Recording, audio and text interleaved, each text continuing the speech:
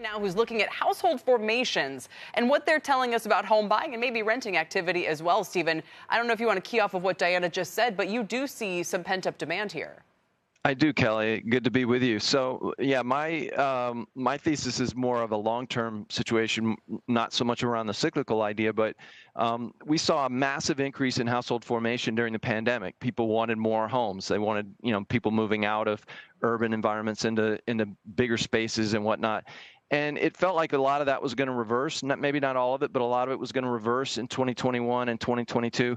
And we did see that in 2021, but surprisingly enough, the data for 2022 was just released last week, and it showed a significant acceleration in household formation. So I think, layered on top of what right now is, of course, a pretty weak cyclical environment for housing, the underlying structural one is still very positive. I think it's still one in which supply is falling short of demand.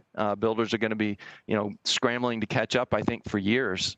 Do you have any insight, Stephen, on what's going on with all these millionaire renters and kind of the renting versus buying aspect of this and what that would all mean for inflation? Well, I mean, I guess for one thing, obviously it's more expensive at the margin to buy these days because mortgage rates are higher. But I think in general, the way that inflation is measured in the U.S. is keyed much more off the rental market than the ownership market. And so to the extent that there is a skew between those markets one way or the other, it will have an influence on the way that we perceive inflation. And final word on that, do you think that we're going to get kind of an unpleasant upside surprise here, maybe a head fake? I think that is a risk. I think that people have been very optimistic that inflation was going to come down rapidly in 2023. And it feels like to me we've captured a lot of the low-hanging fruit already. And it's going to be much more of a struggle to get inflation from where we are now down all the way to 2%. And a lot of Fed officials have been signaling that. So I think they're kind of braced for that scenario as well. Yeah, good point. Stephen, thank you for your time today. Stephen Stanley with Santander. And we turn now to John Lovallo for a look at the builders. And John, what a run they've been on. And I don't know how I take Stephen's point about the long run demand for housing and the shortages we face. But could we be at a cyclical peak right now after this rally? No, we don't think so, Kelly. Thanks for having me. Some pretty encouraging signs that have came out. In January, Google home searches for new and existing homes were up 24% month over month.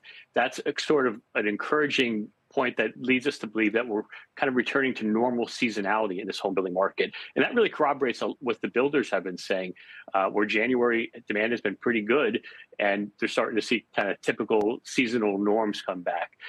So I think that, the stocks have had a very good run, but this is a cyclical industry, as we know, and they tend to overshoot at the top and they tend to overshoot at the bottom. So right. We still believe that multiples have a lot of room to blow out. I guess thinking through, they totally called the turning point. I forget who it was on our show who said if you followed the builder stocks, they kind of peaked and told you that we were going to get this big spike in rates, and now we're seeing the opposite. They were, in other words, falling as kind of a sign that this rate shock was coming, and now they're doing a whole lot better. The multiples are back; they're still low, but if we have an economy that's rolling over, can the housing market still continue to do well and put up good numbers? We think so. I think, first of all, estimates have been reset appropriately. So I think that expectations are on the investor side in good shape. On top of that, there's just a real undersupply of housing in the U.S. And whether or not, rates go up or go down, people need a place to live. And there's, and by our estimates, 3 to 4 million units of pent-up demand that's still out there. And that has to be released at some point. So could we go through a bit of a slow period? Absolutely. But longer term, the fundamentals look good. And I think the housing stocks are reflecting, an environment that is likely to improve.